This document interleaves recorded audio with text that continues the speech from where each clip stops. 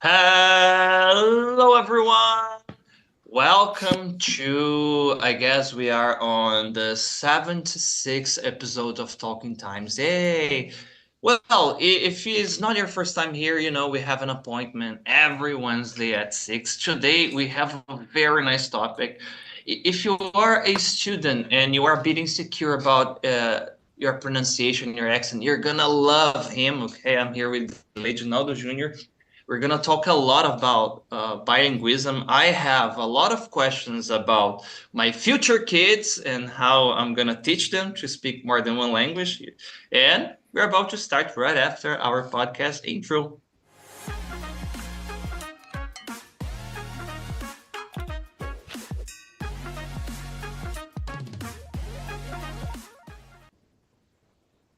Welcome, Gleidionaldo. How are you, man? Hello, I'm doing fine. What about you? I'm great. Man, I'm gonna focus a lot here because this topic's very interesting. I have a lot of questions, and we don't have 10 hours here to talk. So before we start, please introduce yourself. Okay, my name is Gleidionaldo Junior, but people usually call me Junior or Ollie. So both are okay for me. I'm a teacher and also academic manager here at actually a funny thing. I live in the smallest state of Brazil, guys. I'm from Sergipe. Right now, I'm talking from Aracaju, which is the capital.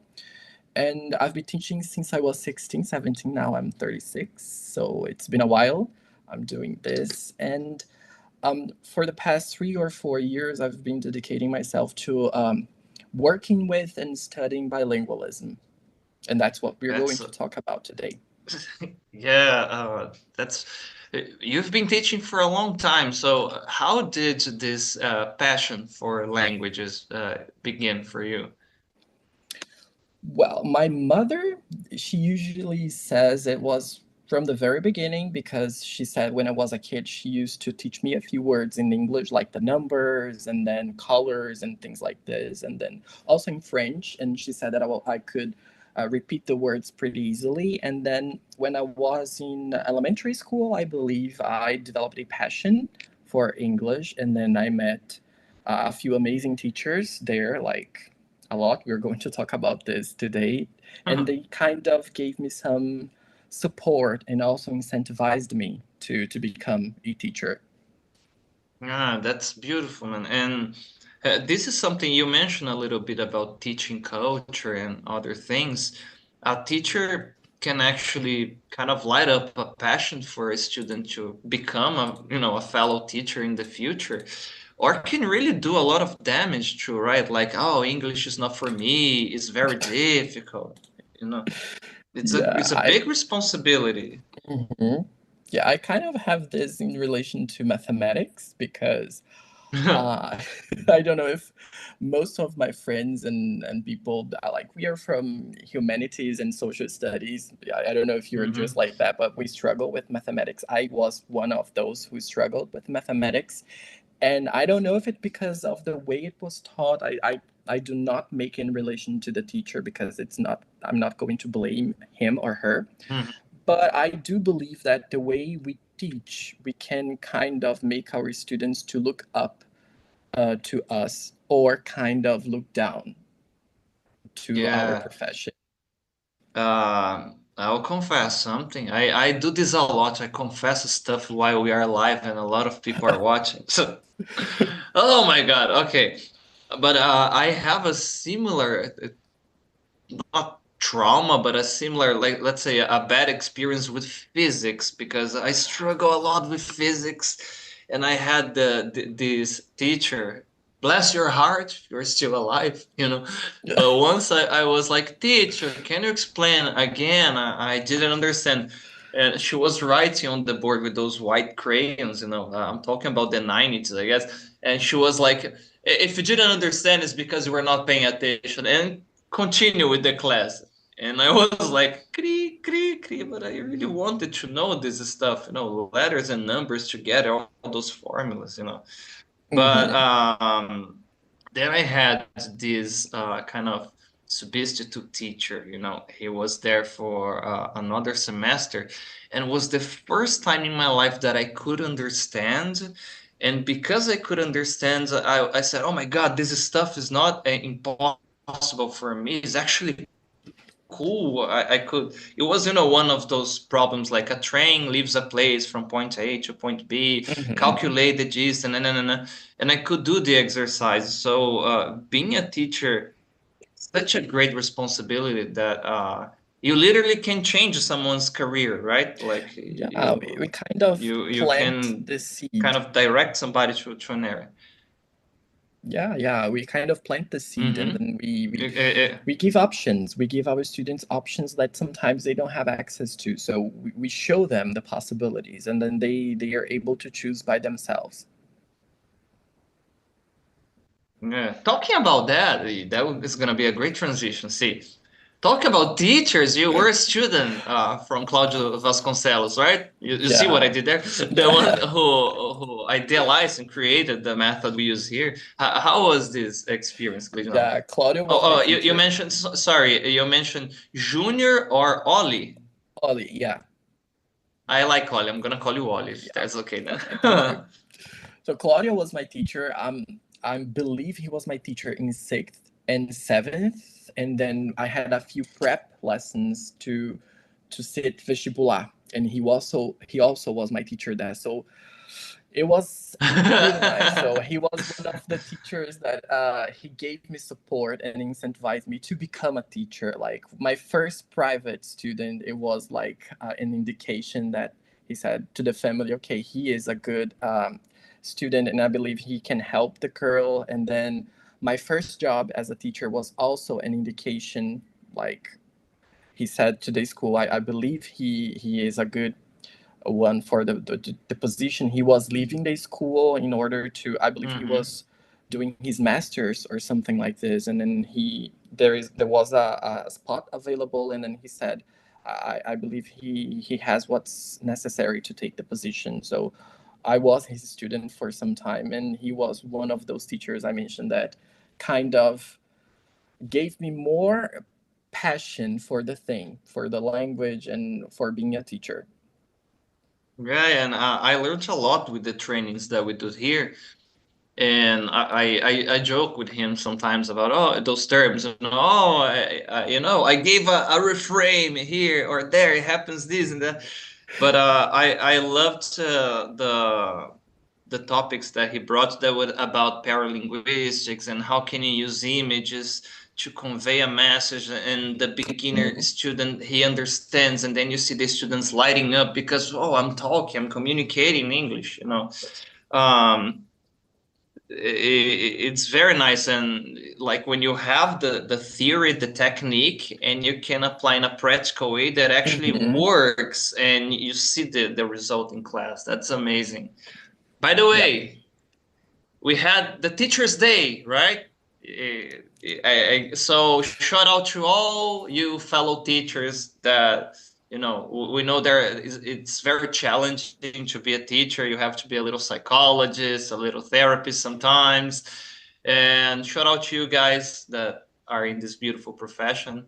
Well, so moving on to the topic, Ollie, Mhm. what exactly mean to be bilingual? And what's the Okay. difference of I'm actually bilingual and I say speak a little bit on a second language is the same?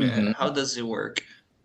So being bilingual actually means that you have the ability to communicate fluently in two languages. And it's not only to speak, it's to think in the language, it's also to understand in the language that you are learning or that you are bilingual, and switching between the two languages too. So the bilingual person is able to switch codes pretty fast. So this is what it means to be bilingual, and keeping in mind that being bilingual also is related to having a deep cultural awareness in the language, in both languages. So it's just like, for example, a few expressions that we use here in Northeast. they're not familiar for you guys there. So I have this cultural awareness because this is the place I'm embedded, and I use the language with this community. So I'm able to use this language to communicate with people who can understand the same kind of code we are dealing with. That's why sometimes it's so difficult for us to understand slangs in other languages, Mm. because slangs, they come with a very deep cultural awareness that bilingual people usually have more than only people who can speak a little bit or studied a little bit of this or that language. Ah, so correct me if I'm wrong, Oli. So cultural awareness would be then the whole package of other sounds and meanings that you know that is specific for that context that you basically wouldn't learn in a book, for example, or in that obvious Exactly. way. Is like, Ah, for example, I'm not going to use this word when I'm talking to a Canadian because I know that it may mm-hmm. sound offensive because it's cultural. Mm, But when I'm okay. talking to an American, it's okay to use this word because it's okay for them. This is cultural awareness. You know exactly how language will affect people depending on the culture that he or she is embedded.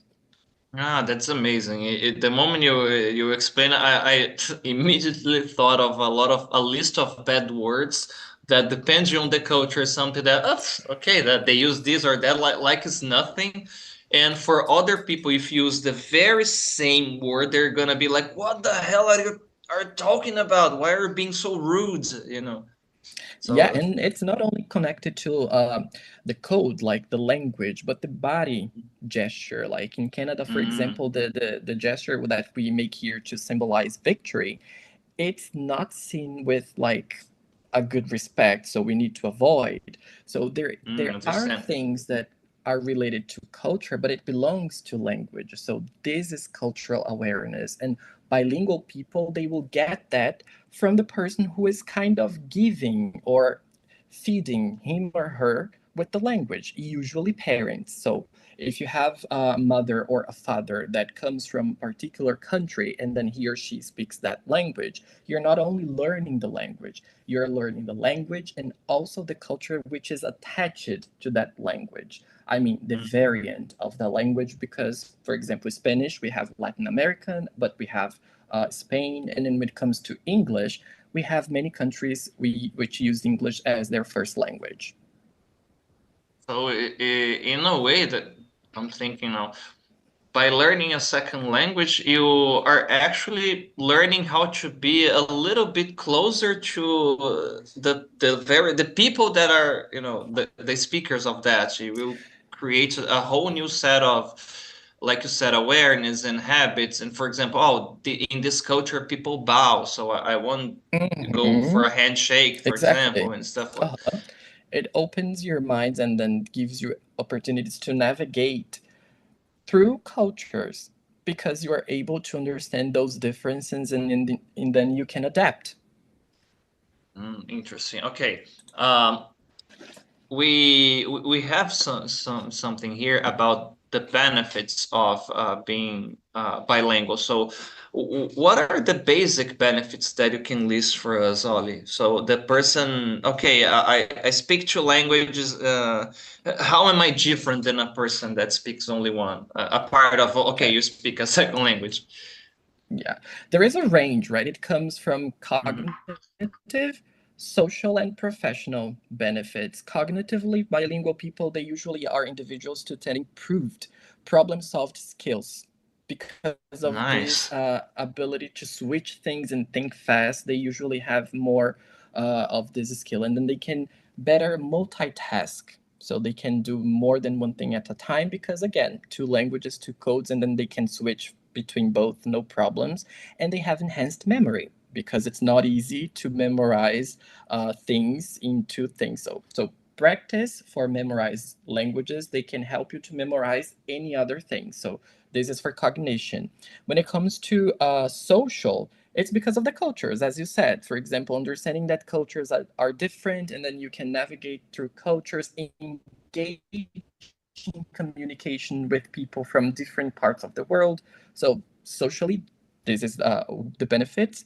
And then professionally, we know that nowadays, because of globalization, when you speak another language, it opens opportunities in a lot of different places. And nowadays, with the internet, just as we are doing now, we don't need to be present at the place. Because of English, for example, Mhm. I can have this conversation with you about bilingualism.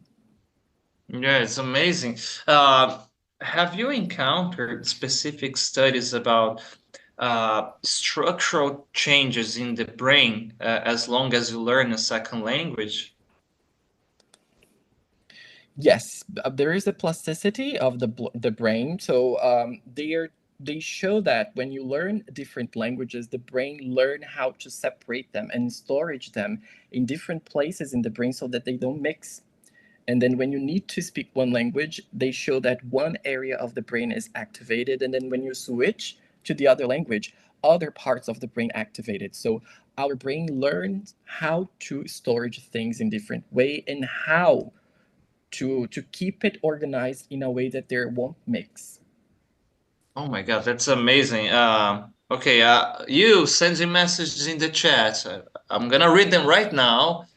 Just let me ask you one last thing about this.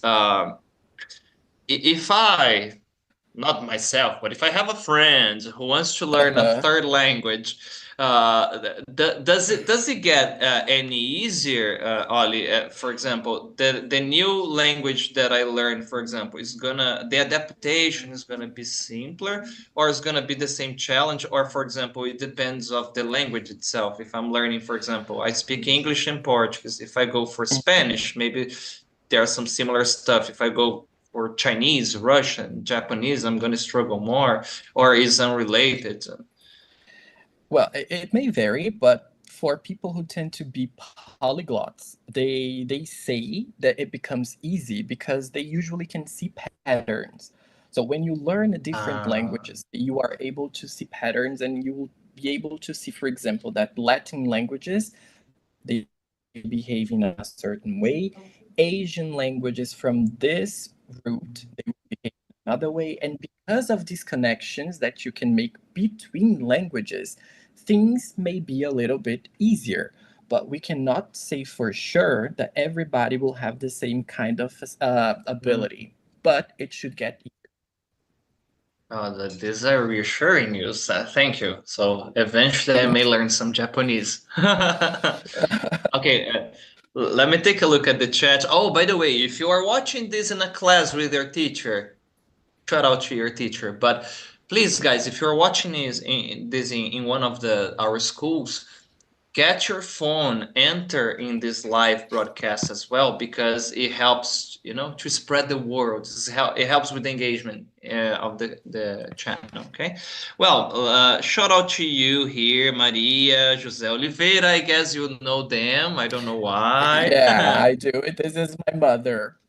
No, shout out to you. Hi, and Gleidionaldo Oliveira, the original is here. You are the Yeah. junior, right? Nice. Shout out Uh-huh. to you too. Nice. Shout out to Times. Shout out to you, Mariane. Hi, Pietro. Hi, Marcel. Hi, Fabin. Hi, Caroline. Hello, Alessandro. And hello, Eliana. So let me take a look at the questions here. All right. So a question for you, Oli, from Marcel. How have your bilingual skills helped you with career opportunities? You gave a few spoilers, but I guess there's much Yeah, more. yeah. I'm an English teacher, so basically being able to speak two languages, it's what I do for my life. So this is for starters. I think the ability to communicate in both languages and being able to teach English is what helps me with making money. So this is for starters. But I believe that if I were not a teacher, I English would certainly help me because I kind of help other people who have different professions. And what I can see nowadays is if they could speak English before they graduate, they would have different opportunities. And when I say different opportunities, it's not just about studying, it's also about working at different places. For example, Canada is a place that they need uh, workers from the health area. So they need doctors, they need nurses, they need dentists. And if you are able to speak English and then you are one of those professionals, for sure, you have a lot of possibilities there.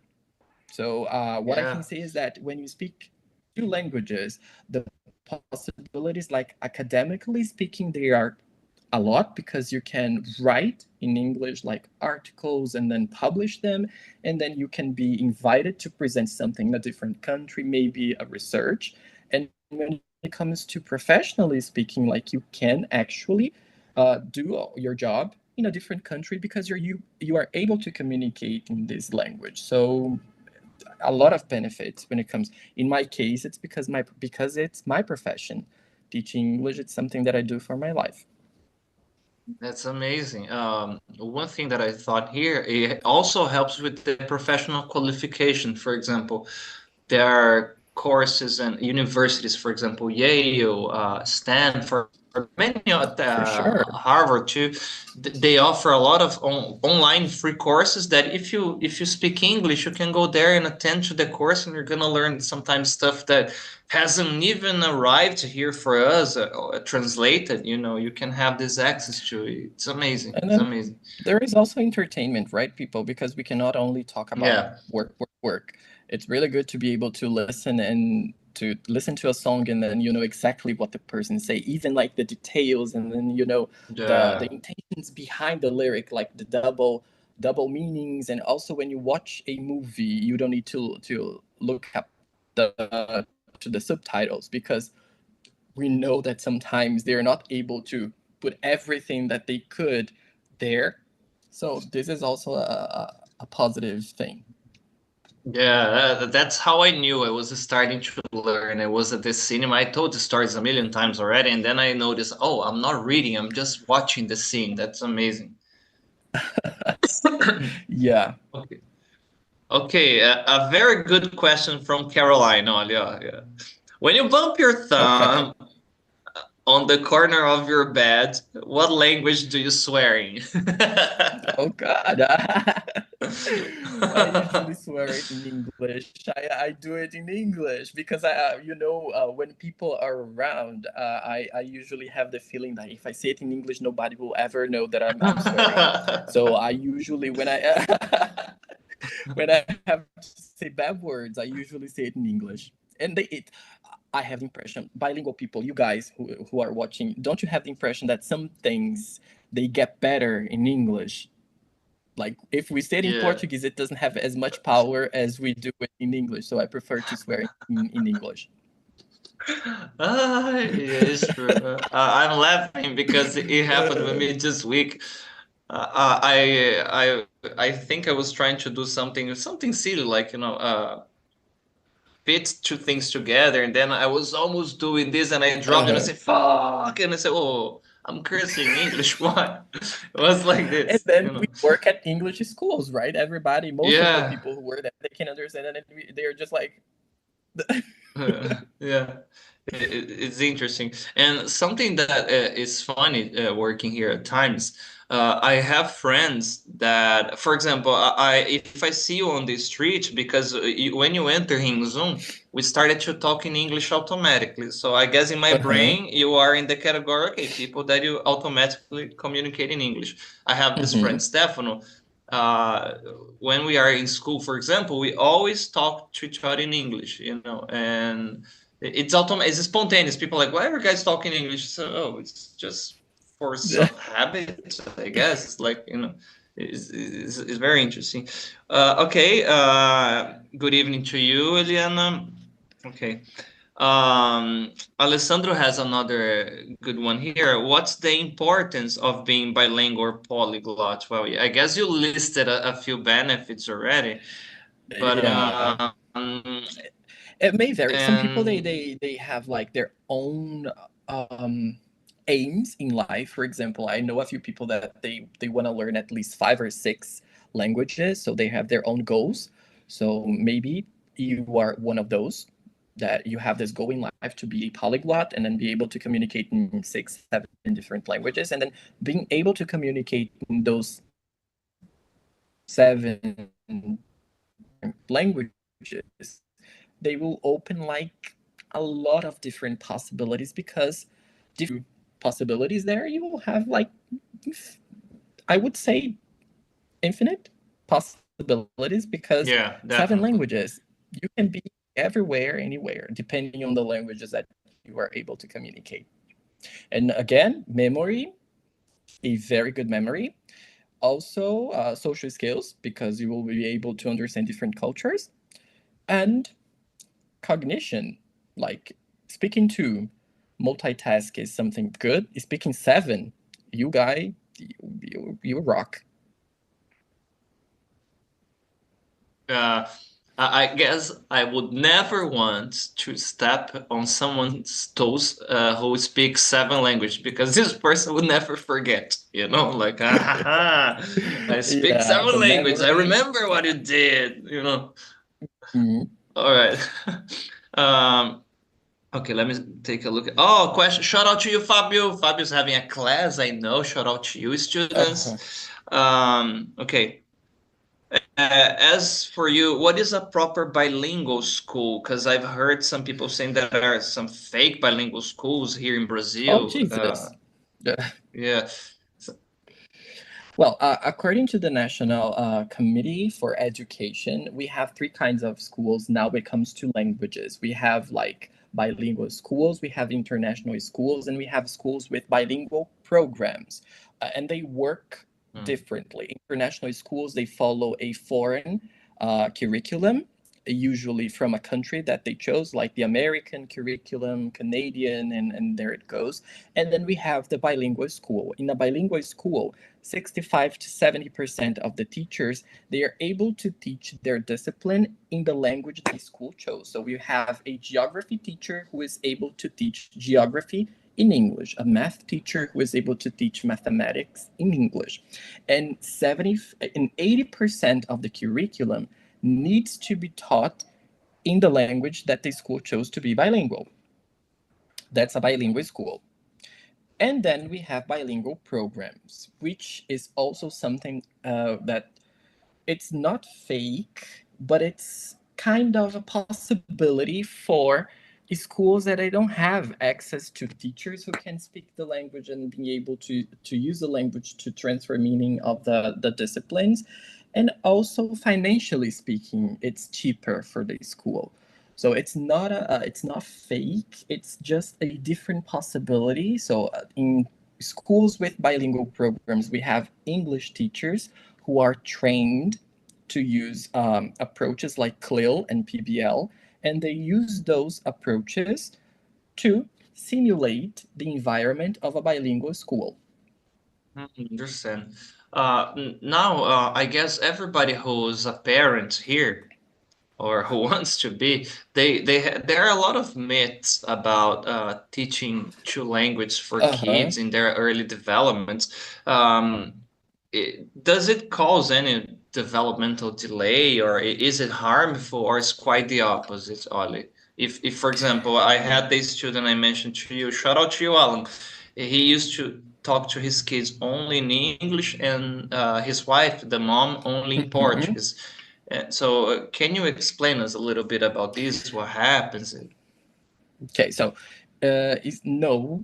The first thing is it doesn't cause any delays, and studies they have shown the opposite. That the early bilingual education it helps with the development of the kid, and in fact, young children they are incredibly adept to multitasking and learning things like many things at the same time. So introducing two, three, four languages to a kid it won't be a problem. So it may take longer for some aspects Mm-hmm. of the process. So it may take longer for kids to understand some linguistic differences that monolingual kids they would do, but they end up having stronger cognitive abilities as a result, because I mentioned this is one of the benefits of the bilingual brain. Okay, so it may Mm, be a little bit longer, the process, but it doesn't cause any delays in the development of the kid. that's amazing. What about their vocab, for example? Because they're learning 2 languages at the same time. Do Uh-huh. bilingual kids, do they have a smaller vocab than monolingual kids, or is it different? It initially, when you listen to a bilingual kid, it may seem that they have a reduced vocabulary because the vocabulary is spread across the two languages that they are learning. For example, the kid may know how to say something in one language and in this language only, and the same thing happens with the other language. So it is spread Mm. in both languages, and it will take time for the kid to have the same amount of words in both languages. So it's only an impression, but as adults, they become more fluent than a person would be if they learn the language by the age of their teenagerhood or adulthood.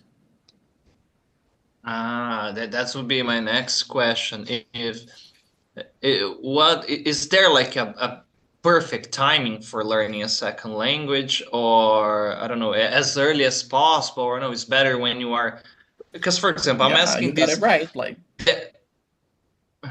as early as possible. yeah, the earlier the better. This Ah, is actually what we usually say because we are naturally wired to absorb languages at the first stages of mm, our life.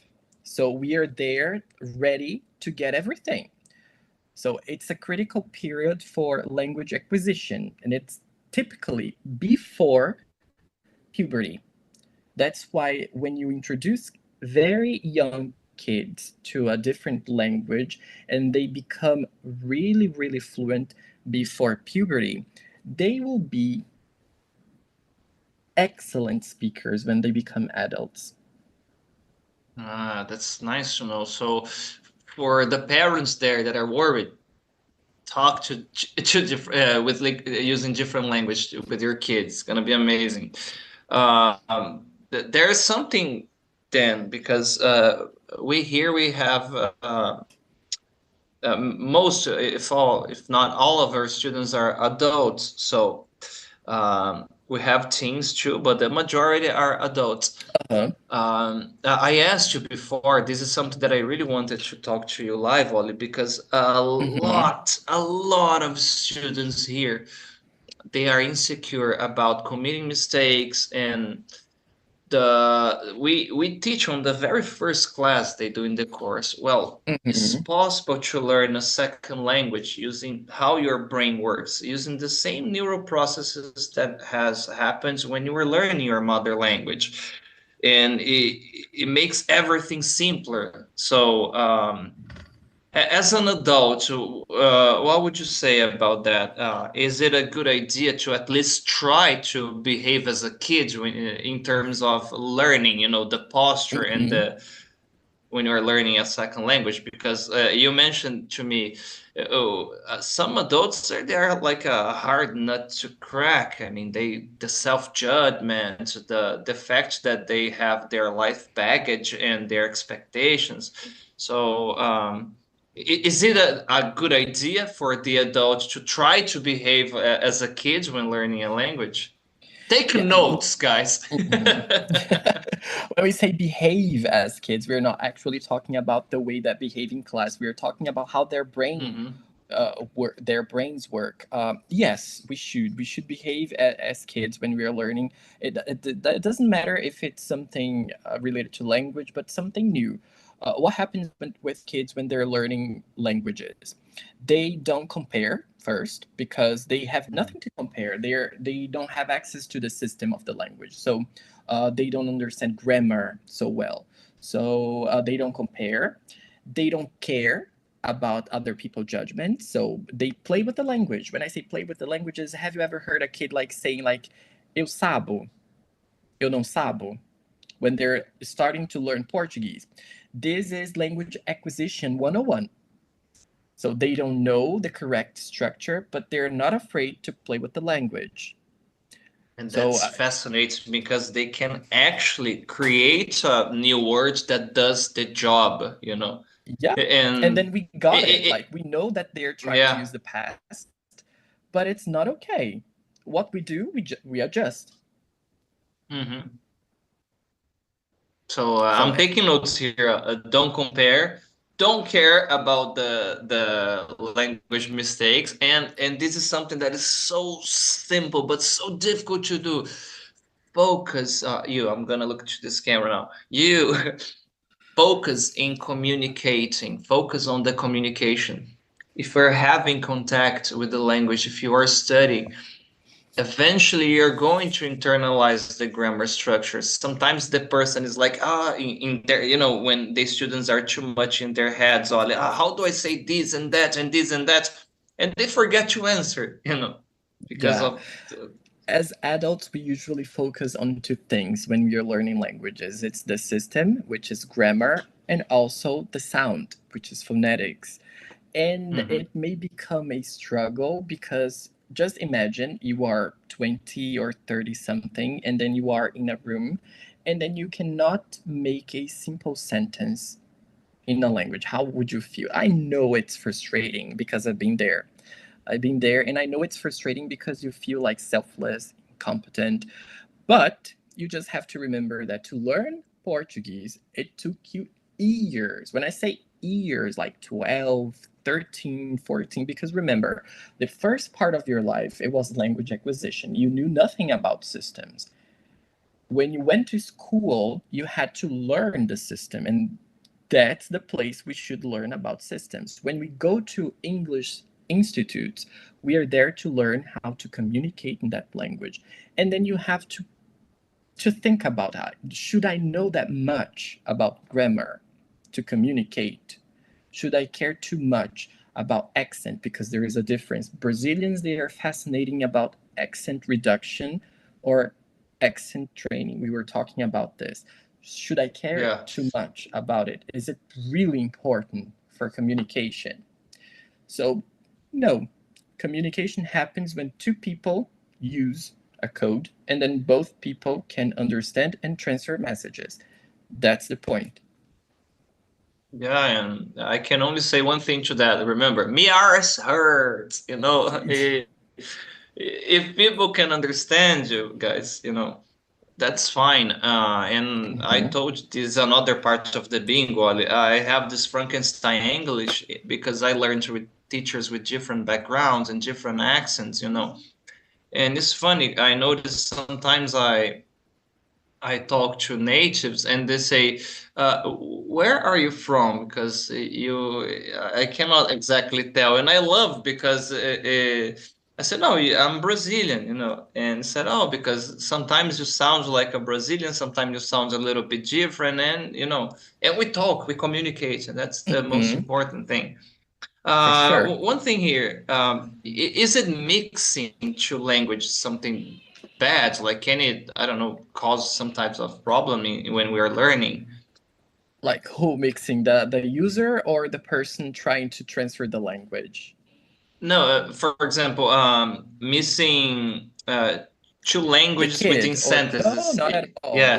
This is actually one of the signs that language acquisition is taking place. We usually call it code switching when you switch from one language to the Ah, other. So it's a natural part of being bilingual. I know that you guys know a friend that knows a friend and teacher that is speaking, and then all of a sudden there is something in English and then it goes back to Portuguese. So it's something yeah. that it's natural to the bilingual brain. It's not a problem. It becomes a problem when people cannot understand you. Yeah, of course. I always remember. I told you that example about when people think about communication. Oh, I have a basic English. I don't have vocabulary. Use João Santana as an example. Well, He is a very good person in terms of communication. People mock his accent, or oh, you see the English of mhm. João Santana. He was on live TV in a World Cup giving an interview, and I understood 100% of what he What he was was trying to saying. say. Yeah, Yeah. And talking about this mixing some words, he put some k in the middle. Sometimes some that you could see some little things there. And there is this video on YouTube of some I think it's natives because of his listening. accent in Portuguese, right? Um, Yeah. this is something like I believe there are some adults watching, and this is something that will happen, guys. It doesn't matter how much you train, there will always have some sort of interference of your first language in the other languages that you speak, phonetically speaking, when it comes to sound production. Because keep in mind, you've been speaking your first language for more time than you've been speaking your second, third, and fourth language, which means that not only Mm-hmm. your brain is used to using your dominant language, but the muscles, because remember, we use muscles here to speak. So your muscles, they are more used to putting your tongue, your teeth, your lips, your mouth as a whole in the positions we are often using in Portuguese. So when we have to put our tongue and your teeth and in your lips in a position that it's not familiar and it's not common for your dominant language, it requires some effort. And that's when we slip in pronunciation and then we are spotted by native speakers as non-native Mm-hmm. speakers. So do not care too much about accent reduction because there will always be a phoneme, a very specific one that will give you away. Yeah, ask any gringo to say bread in Portuguese. Like repeat pão, they will have a hard time. And it's a sound that for this something so simple. They will say ow, oh, ah. Yeah, Yeah, the yeah, nasal sounds that they're not used to. yeah. It's okay, guys. Um, can language kids forget the language they learn, or Not how only this kids. retention? We can, like all of us, not only kids, we can forget. Something that is learned can be forgotten. And Okay. what we need to avoid to do that is practice, like regular practice. So we need not only exposure, guys, because exposure is something passive. When I say exposure, is like, oh, I watch Netflix, because students, they usually love saying, oh, have you practiced Yeah. the language? Yes, I've watched Netflix. Okay, this is passive training. So you're listening, but you're not producing anything. You have to produce something. You have to speak in order to keep your brain used to putting those words together. There is something that we call active and passive vocabulary. So you have to increase your active vocabulary. So sometimes you can understand the word, but this word maybe you would never use in a conversation. So the word belongs to your passive vocabulary, but doesn't belong to your active vocabulary. So the more words you have in active Ah, vocabulary, the better. yeah. So find somewhere, someone that you can talk and chat with, right? Mm-hmm. Nice. Oh, there are a lot of questions in the Oh my chat. Let me go God. there again. Yeah, yeah, yeah, yeah. Oh, people love you, Ollie. All right. Okay. Some one from Stella here. Hi, can being bilingual is less in less commonly spoken language be as important as in widely spoken languages. For example, I am bilingual in a language that is not that popular. I still have the same benefits that you listed For before. sure. Sometimes even better, because we have to remember that, specifically talking about English, English has a very simple grammar. It's very Mm. synthetic. Compared to our grammar, for example, there is no comparison. When you speak a language which is more complex, so your brain needed more effort. So your memory, your cognition, you needed to work harder. So for sure, like the benefits when it comes to cognition increased. Socially, it really depends on the language, because for example, if it's a very, very exotic language, or very specific or particularly language that you can only speak with, for example, Finnish, that we can only Mm. talk to people from Finland, it may vary. I don't know if you will have the opportunity to use the language with people from that particular place, but being able to speak two languages is something amazing. It's something that it's some people consider it to be a gift, because some, they cannot do that. They struggle a lot. Yeah, sometimes being completely honest, it feels like a superpower. Yeah, it It does. It actually does. it feels like this. It does. Okay, one from Fabio here, Ollie. Sometimes some friends of mine talk to me in when they don't want to let others know what we're talking about. The problem is that someone okay, I got it. They use as a code. You are gossiping, you are Yeah, sharing something, and then there is like another English speaker close to you, and when you guys, see the English person is is not a like safe giving you language the for look, that. I'm right? sorry. English is not a Yeah, safe language to do that. Try German, yeah. or maybe Russian, but English nowadays not safe. Yeah, that would be fun. You are in the bus like and then you look at the other side of the bus, the guy like, oh, oh my Yeah. god. I have no idea if I said something, but if I offended anyone, I'm sorry. I was just doing But I some believe gibberish, like okay? we've always been there. I did it. Yeah.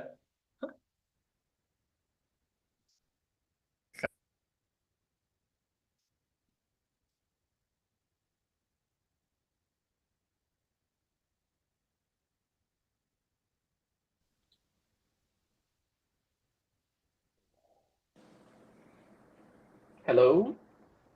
Okay, you're back. Okay, yeah, you were saying Oli, that we have always been there, right?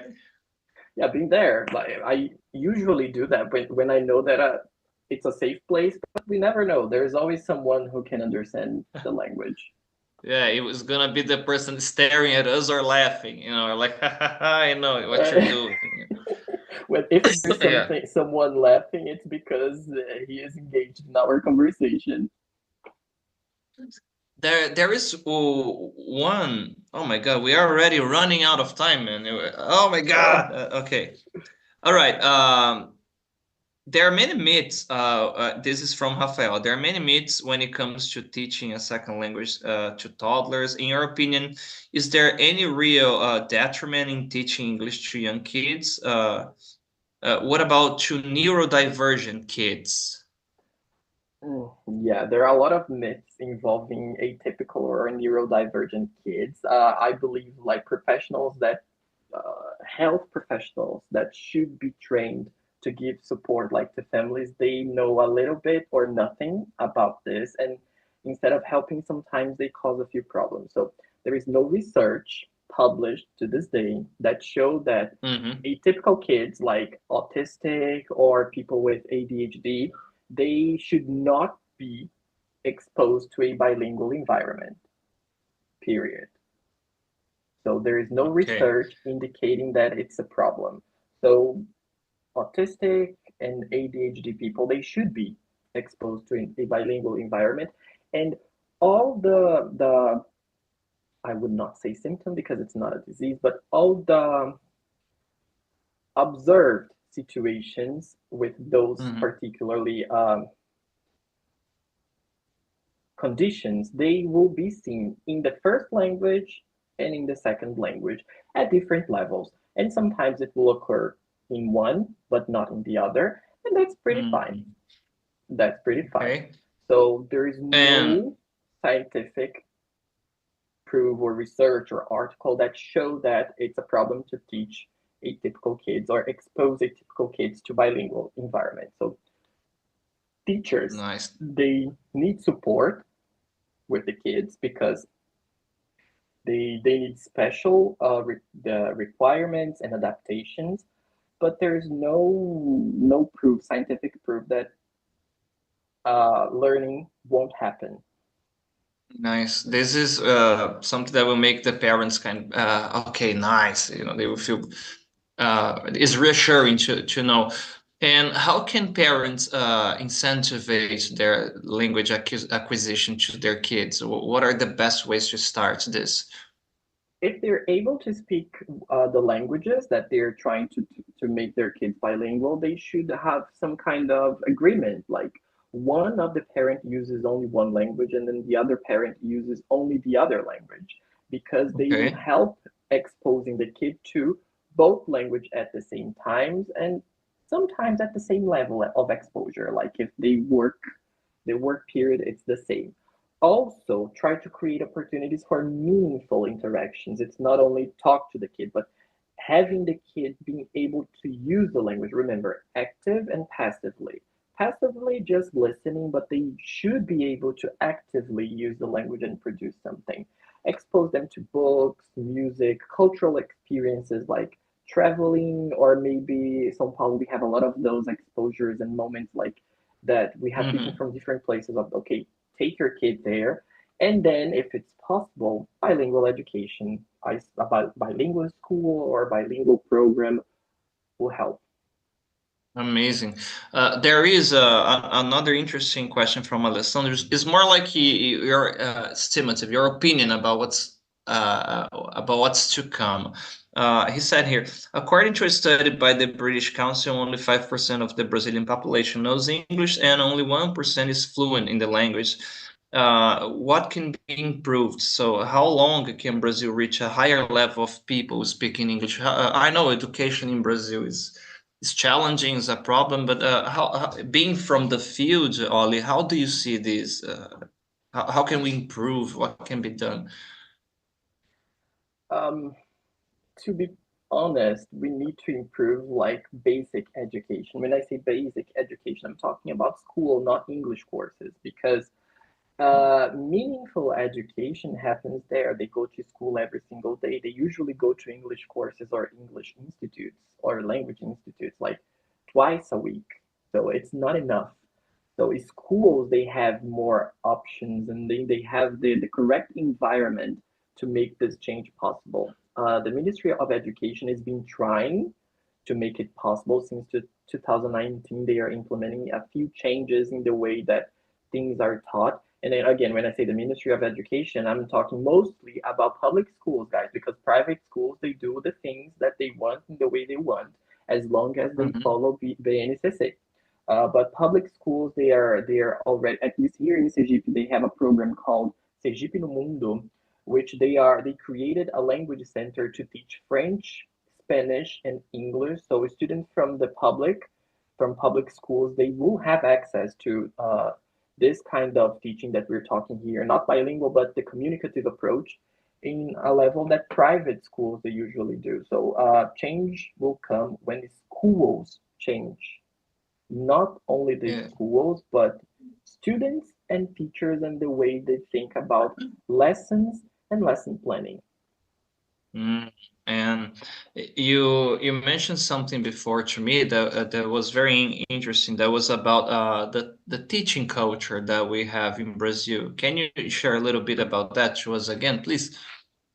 Yeah, we usually in Brazil we teach the way that we were taught, and we Mm-hmm. know that life changes, the world changes, and things change. So it's pointless to have teachers nowadays teaching the way that they were taught because we have new technologies, new methodologies, new things. And then when we teach languages, we usually, like unconsciously, we are not only teaching the language, but we are teaching culture.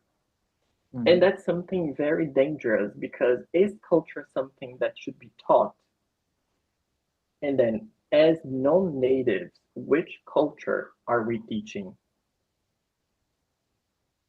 And that's something that I usually think about, and I when I have to talk to teachers, when I train them, I talk about it because I need them to be aware that they are not continuing the process of colonization. When I say colonization, is language colonization, because if we think of how we teach languages nowadays, it's either American or British. They are great power. So we are now trying to introduce different accents. And when I say accents, it's because it's pretty much that, accents. We don't have like cultural aspects about those cultures over here. For example, can we think of some special date from South Africa, Australia, Canada? No, but we know Halloween, St. Patrick's, we know 4th of July. So this is teaching culture unconsciously. Understand. So, the idea here is not to use the language to create another barrier, but to open them. Yeah, but when you're able to understand that your culture, okay, I'm Brazilian, this is my culture. You are American, this is your culture. I understand, respect, and then we can engage in a conversation because I can respect your culture and then you can respect mine. This is something that learning and teaching a language can do for students. Yeah, and we can exchange a lot there instead of just, okay, you're gonna learn this way and with like these limitations that we have today. It makes a lot of sense. Okay, more questions in the chat before I forget. So I'm gonna read them all. All right. Mhm. Pietro is saying here, come on. I speak just as well as Joel Santana, so you are a greater communicator. Uh, and Alessandro said right down here, Joel Santana is not afraid to speak. Exactly, exactly. Uh-huh. Um, Ezekiel said this is very interesting. Okay, Pietro said here, shout out to Pietro. I learned French when I was a child, and even though I don't practice it every day, I still understand French well, and I need very little study to speak it well again. Yeah, it's like riding a bicycle in a way that It because of the depends. It depends when he neuroplasticity. learned. It depends when Uh, he learned, like when he said as a kid, right? mm-hmm. There are two processes, like language acquisition and language learning. Language acquisition happens like early childhood, and then when you learn something there, it's pretty difficult for you to forget because it was one of the first things you learned. It's like Portuguese. It would be almost impossible for someone to forget about their first language. Like it, there are cases in medicine that the person had some condition. Yeah, the person had something happening in the brain, and then the person lost the ability to communicate in their first language and kept the ability to communicate only in the second language. But as anything that can be learned, it can be forgotten, and then your brain, it's because it's something that the brain does automatically. If you do not use it, I'm going to put it in a very particular place because if you do not use it for more time, I'm going to delete it. Yes, it optimizes effort, energy spent in Mhm. space, right? So that's a great. I'm gonna use this, and that you just gave me an amazing cut here, Ollie. Book your conversations every day. Go to school every day. Do your lessons every day. If you don't use it, you're gonna lose it. So that would be bad. Um, man, I wish we could talk more. I learned so much, and something nice, Ollie. You have a very nice ability here. Can explain something very complex and technical, but in a didactic and simple way. The I see the comments in the chat here. The students say, "Oh, this is very interesting. It's very cool." I wish we had more time, but we are almost out of it. Before we go, Olia, final message to everybody watching us, please, and thank you so much for being here. I learned a lot. Yeah. Okay. I would like to say thank you guys, like thank you Times and thank you Claudio for the invitation. And then guys, like I know that there are a few students and teachers there watching. Like keep it up with the good work, like practice, make it not perfect, but makes it work. Because remember, like we don't want it perfect. It's better done than not done. So if you are able to Yeah. communicate, it's better done than undone. So if you're able to communicate, forget about your accent, forget about your slips in grammar. Sometimes if somebody corrects you in a correct way, like in a polite way, accept the correction. uh, it's funny, but we learn when we make mistakes. So when we make mistakes and then someone helps us to correct the mistake, this is where we learn. So do not be afraid of making mistakes because this is how we learn. No, I'm gonna save it and repeat it forever. Exactly. It's part of the learning process. Thank you so much, Ollie. Great talking to you, man. And thanks to you guys, everybody watching us. Don't forget, we're gonna upload. This is gonna be on Spotify tomorrow. Leave, leave a comment. Subscribe to the channel. Don't forget, every Wednesday at 6 we have an appointment. And hope to see you on our next episode of Talking Times. See you later, guys. Bye bye.